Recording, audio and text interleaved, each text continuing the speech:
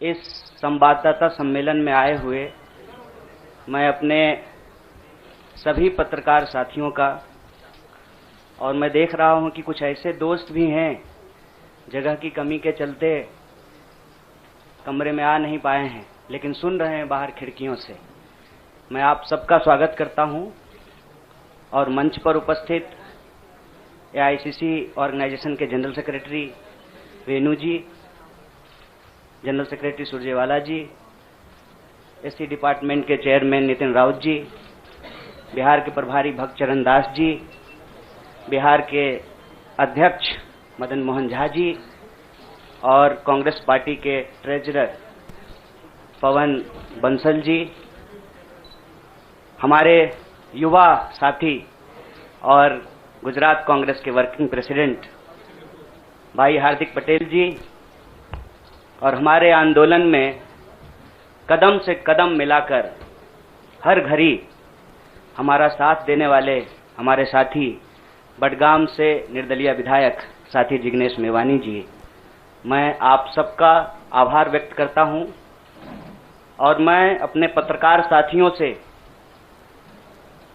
कुछ चीजों को लेकर मुखातिब हूं, उससे पहले आज ये एक ऐतिहासिक दिन है। आज शहीद आजम भगत सिंह की जयंती है। लोग शहीद होते हैं, भगत सिंह शहीद आजम हैं। शहीद आजम इसलिए हैं कि आज हम लोग जहां माल्यार्पण करने के लिए गए थे, शहीद पार्क, वो शहीद पार्क एक ऐतिहासिक पार्क है। वो हिस्सा है फिरोज शाह कोटला फोर्ट का, जहां पर चंद्रशेखर आजाद जी की अध्यक्षता में हिंदुस्तान रिपब्लिकन आर्मी की गुप्त मीटिंग हो रही थी। अंग्रेजों के जमाने में क्रांतिकारी छुपकर मीटिंग किया करते थे। नौजवान तरुण भगत सिंह एक प्रपोजल लेकर के आए कि हिंदुस्तान रिपब्लिकन आर्मी का नाम अब हिंदुस्तान सोशलिस्ट रिपब्लिकन आर्मी होना चाहिए। यह ऐतिहासिक क्षण, वो ऐतिहासिक भूमि और हमारे युवाओं के आइकन शहीद आजम भगत सिंह को हम अपना नमन प्रस्तुत करते हैं। आज एक दुखद घटना भी हमारे जिले में हुई है। वज्रपात के चलते 2 बच्चियों का निधन हो गया है। मैं इस मंच से उनके प्रति शोक व्यक्त करता हूं और उनके परिवार के प्रति अपनी संवेदना व्यक्त करता हूं। दोस्तों, मुझे लगता है कि बहुत कुछ कहने की जरूरत नहीं है। आजकल सूचना क्रांति के इस दौर में हमसे ज्यादा मालूम हमारे पत्रकार साथियों को होता है। तो बेहतर ये होगा कि आप सवाल पूछें, मैं आपका जवाब दूं। लेकिन आप सवाल कहां से पूछेंगे और आपके मन में कौन से सवाल चल रहे हैं, इसका थोड़ा सा अंदेशा है, मुझे थोड़ा अंदाजा भी है। सबसे पहले मैं आपको बधाई देना चाहता हूं कि आपने पत्रकारिता की उस मिसाल को जिंदा रखा है कि कम से कम विपक्ष से तो सवाल करते हैं ना, ताकि इस देश को याद रहे कि पत्रकारों का काम है सवाल पूछना। तो मैं आपके हर सवाल का जवाब दूंगा।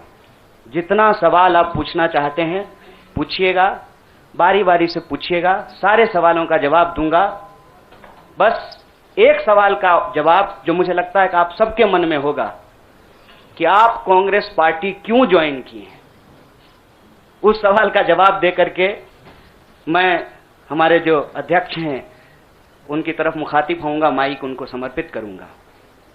मैं कांग्रेस पार्टी इसलिए ज्वाइन कर रहा हूं कि मुझे यह महसूस होता है कि इस देश में कुछ लोग, वो सिर्फ लोग नहीं हैं, वो एक सोच है।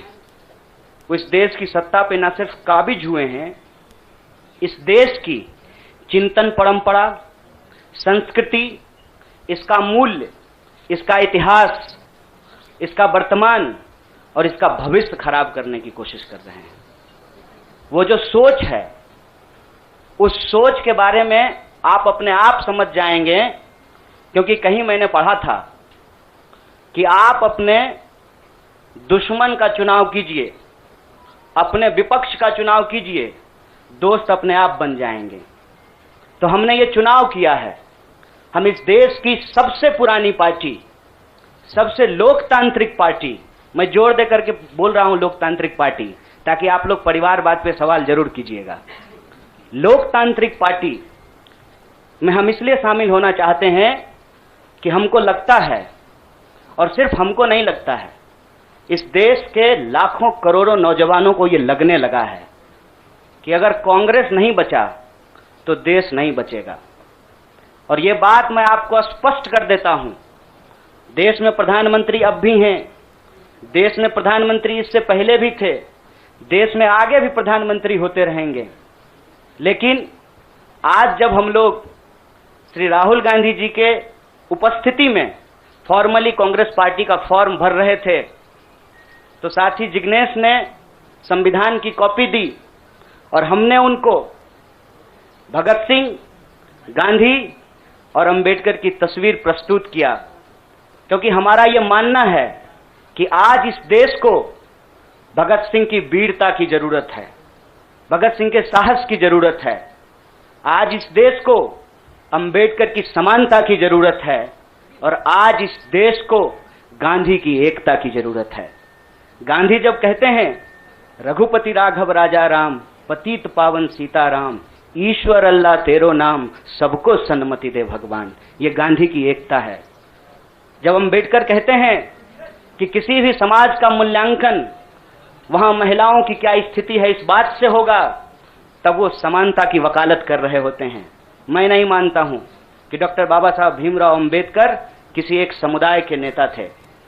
कांग्रेस पार्टी ने, संविधान सभा ने डॉक्टर बाबा साहब भीमराव अंबेडकर को संविधान बनाने की जिम्मेवारी दी, और उस संविधान के प्रियम्बल में यह लिखा है, हम भारत के लोग भारत को एक प्रभुत्व संपन्न समाजवादी धर्मनिरपेक्ष लोकतांत्रिक गणराज्य बनाने के लिए, इसमें समानता न्याय के मूल्य निहित हैं।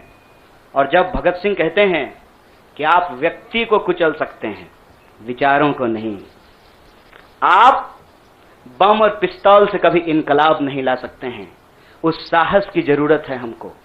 मुझे नहीं लगता है, मेरे बहुत सारे राजनीतिक दोस्तों को यह लगता है। मुझे लगता है कि यह देश 47 से पहले वाली स्थिति में चली गई है, लेकिन जिनको लड़ना है उनके पॉलिटिकल इमेजिनेशन में आज भी हर कोई अपना अपना शोरूम बचाने के चक्कर में है। रे भाई, मॉल में आग लग गया है, दुकान बचाओगे?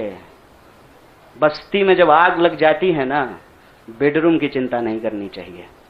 आज हम इस मुहाने पे खड़े हैं कि इस देश के भीतर भारतीय होने की जो पहचान है, जिसमें बुद्ध निहित हैं, जिसमें कबीर निहित हैं, जिसमें नानक निहित हैं, जिसमें हर बार हर दौर में सत्ता से सवाल पूछने का साहस होता है, उस भारतीय चिंतन परंपरा को बचाने की जरूरत है। इसीलिए हम कांग्रेस पार्टी में शामिल हुए हैं कि कांग्रेस पार्टी वो पार्टी है जो गांधी की विरासत को लेकर के आगे चलेगा। कांग्रेस पार्टी वो पार्टी है जो सरोजनी नायडू के विचारों को लेकर के चलेगा। कांग्रेस पार्टी वो पार्टी है जो अम्बेडकर, नेहरू, अशफाक उल्लाह खान, शहीद आजम भगत सिंह और मौलाना अबुल कलाम आजाद के रास्तों पे चलेगा। हम जब भी समानता और बराबरी की बात करते हैं, यह कुछ व्यक्तियों तक सीमित नहीं है, यह भारतीय होने का इतिहास है। और इस भारतीय होने के इतिहास को अपने आप में यदि कोई समेटे हुए है तो देश की सबसे पुरानी पार्टी है। और जो लोग कह रहे हैं विपक्ष कमजोर हो गया है, यह सिर्फ विपक्ष के लिए चिंता की बात नहीं है। यह मैं नहीं कह रहा हूं, कोई शास्त्र, कोई किताब उठा करके देख लीजिए। जब विपक्ष कमजोर हो जाता है, सत्ता तानाशाही रुख अख्तियार कर लेती है। इसीलिए देश की सबसे बड़ी विपक्षी पार्टी, मैं कोई गुनागणित नहीं कर रहा हूं, लेकिन मुझे यह बात सीधे तौर पे समझ में आ रही है कि देश के लोकसभा में 545 सीट हैं, 200 लगभग सीट ऐसे हैं जहां भाजपा के सामने कांग्रेस के अलावे कोई विकल्प नहीं है। मैं ये नहीं कह रहा हूं कि मेरी जिम्मेवारी सिर्फ एक पार्टी के लिए है, लेकिन जो पार्टी सबसे बड़ी पार्टी है, सबसे बड़ी विपक्षी पार्टी है, उस पार्टी को अगर नहीं बचाया गया, अगर बड़े जहाज को नहीं बचाया गया, छोटी छोटी कश्तियां भी नहीं बचेगी। इसीलिए, और मैं जब यहां बैठा हुआ हूं, मेरे इतिहास को, मेरे वर्तमान को लोग देख रहे हैं। बहुत सारे सवाल हैं, वो आएंगे, उनका जवाब मैं दूंगा। लेकिन यह जो ऐतिहासिक जिम्मेवारी है, उस जिम्मेवारी से मैं अपना मुंह नहीं मोड़ सकता हूं। मैं जहां पैदा हुआ, जिस पार्टी में पला बढ़ा, उसके प्रति मैं आभार व्यक्त करता हूं। उसने मुझे सिखाया, पढ़ाया, लड़ने का जज्बा दिया है। लेकिन उस पार्टी के साथ साथ मैं उन लाखों करोड़ों लोगों को भी धन्यवाद देना चाहता हूं जो किसी पार्टी से जुड़े हुए नहीं थे। अपने स्कूल के व्हाट्सएप ग्रुप में जब हम लोगों के ऊपर अनावश्यक आरोप मढ़े जाते हैं, तो अपने दोस्तों से लड़ रहे थे, अपने घरों में डिनर टेबल पर लड़ रहे थे। लोगों की दोस्तियां टूट गई हम लोगों के आंदोलन के समर्थन में, और मैं मजाक नहीं कर रहा हूं, लोगों के डिवोर्स तक हो गए। ये जो देश में एक वैचारिक संघर्ष छिड़ा है, उस वैचारिक संघर्ष को कांग्रेस पार्टी ही नेतृत्व दे सकती है, यह हमारा भरोसा है। और मैं ये उम्मीद करता हूं कि हमारे देश के जो लाखों करोड़ों नौजवान आपके माध्यम से सुन रहे हैं, उनसे भी मैं आग्रह कहता हूं, दीवार पर बैठकर टुकुर टुकुर मुंह ताकने का वक्त नहीं है। ये अर्जेंसी का टाइम है, और इस अर्जेंसी के टाइम पे दीवार पे बैठ करके दायां जाएं कि बायां जाएं, ये मत सोचिए। जब आप जंग में होते हैं तो आपके पास जो अवेलेबल चीजें होती हैं, आप उससे मुकाबला करने की कोशिश करते हैं। कांग्रेस पार्टी एक बड़ी जहाज है। अगर कांग्रेस पार्टी बचेगी तो हमारा मानना है इस देश के लाखों करोड़ों नौजवानों की आकांक्षाएं बचेंगी, गांधी की मीमांसा बचेगी, भगत सिंह के सपनों का भारत बचेगा, और डॉक्टर बाबा साहब भीमराव अंबेडकर की समानता का भारत का निर्माण संभव हो पाएगा। इसी आशा और उम्मीद के साथ मैं इस पार्टी से जुड़ा हूं, और मुझे पूरा भरोसा है कि कांग्रेस पार्टी जो अपने आप को एक लोकतांत्रिक पार्टी कहती है, आजादी के साथ, अपनी पूरी मुखरता के साथ सत्ता से सवाल पूछना और लोगों के हक के लिए लड़ना, फिरना, संघर्ष करने में हमारे साथी रहेंगे, हमारे सहयोगी रहेंगे। और ये परिवार संघ परिवार नहीं, वो क्या परिवार जो परिवार छोड़कर परिवार बनाना पड़े, वो परिवार जो आपको परिवार छोड़ने के लिए नहीं कहता है, कहता है कि अपने परिवार में रहिए। अरे महात्मा गांधी कस्तूरबा गांधी को लेकर के अंग्रेजों से लड़ गए, बताइए इनको अपना घर छोड़ना पड़ा। कोई जरूरी है क्या?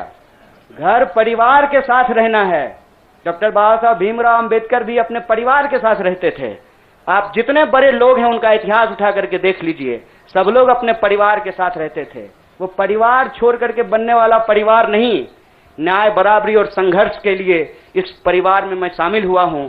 सभी सदस्यों के प्रति, देश के अंदर फैले हुए लाखों करोड़ों कार्यकर्ताओं को अपना आभार व्यक्त करता हूं। बहुत बहुत शुक्रिया, बहुत बहुत धन्यवाद।